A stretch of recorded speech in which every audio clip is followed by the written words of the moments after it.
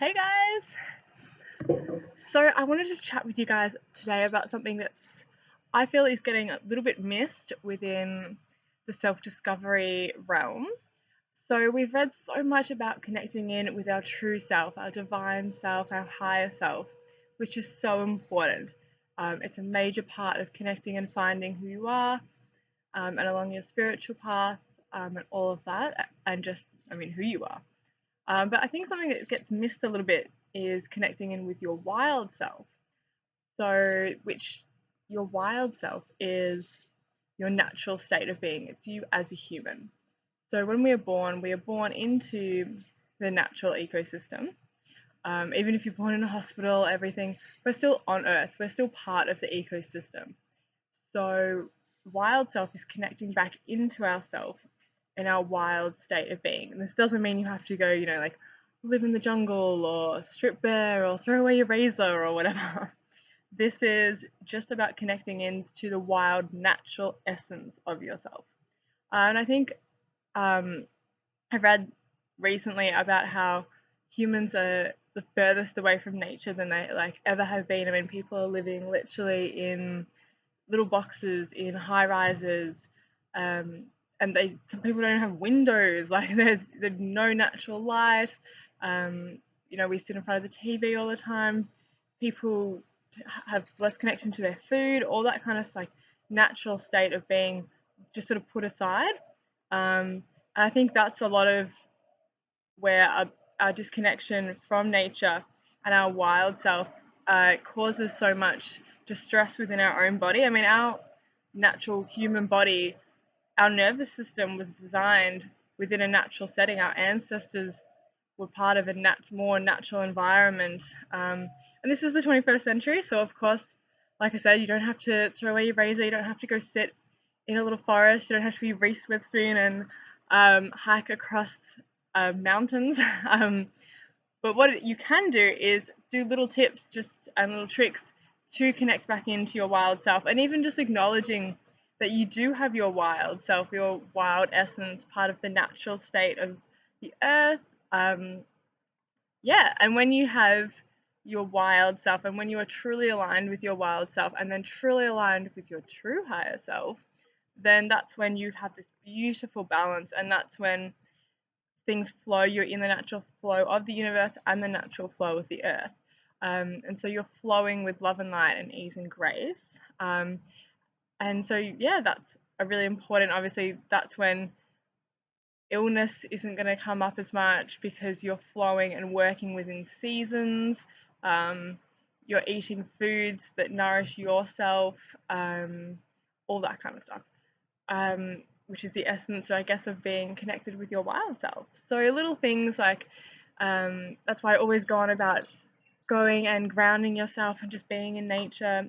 Understanding where your food comes from is a huge one. We're so disconnected from our food these days that we just have no idea. Like we just buy it at a supermarket and we just don't know. It could not tell you where that even came from. Which is, and I understand, I'm not saying go work on a farm, or because some people can't. Some people literally, like I said, live in the city, live in high rises. But even then, having little things like you can grow a little pot of rosemary on your windowsill or on your kitchen sink. Like it's pretty, right word, durable. So it's not going to be killed as easily, and it can be okay in those kind of environments. But then you can put that rosemary on some potatoes and chuck it in the oven. So you've got that essence, and then when you've picked a fresh herb too, it's still got its prana, which in Ayurveda is the life force.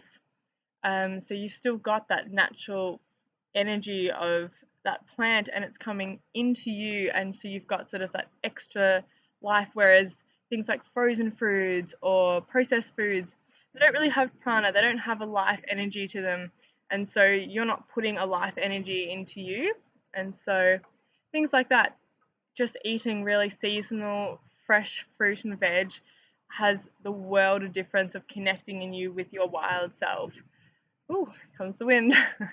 um, Little things like going out, just being in nature, looking at natural light is another really big one. because natural light has a ray of spectrum. I'm not a scientist. Has a quite a lot of colors within it, which really connects in and resonates with our body and does amazing wonders for it. Whereas when we look at artificial light, it can often have a higher balance of like a red color or a blue color, etc. And then this doesn't, obviously it's not the full spectrum. So if we're constantly under just one, that has an effect on our body and our minds and just our general well-being. So a wild self wants to be connected to natural sunlight, and even just looking outside and looking at that light is better than not looking at it. Just really minimal things that you can be doing to connect in with your wild self, and just acknowledging and honoring yourself in that sense, because we are all wild natural beings, even though we live, in our 21st century lives, we're still part of the ecosystem.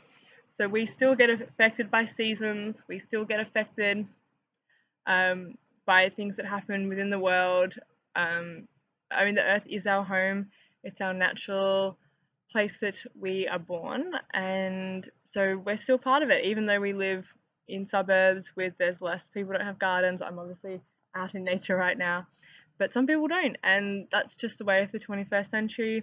Um, so yeah, just getting out there and connecting in with your wild self is just so important, because there's, like I said before, there's a universal flow, which is really good when you're aligning in with the universe. That's really to align with your higher self, your true self, all that jazz. And then to connect into the natural earth flow is through your wild self. And so there, that's what we're going for. And we also have the man-made artificial flow, which is how you are watching this right now. So it's not a bad thing. People often will criticize it, and it's just the way of the world we're in right now. We can get quite affected by it in a negative way.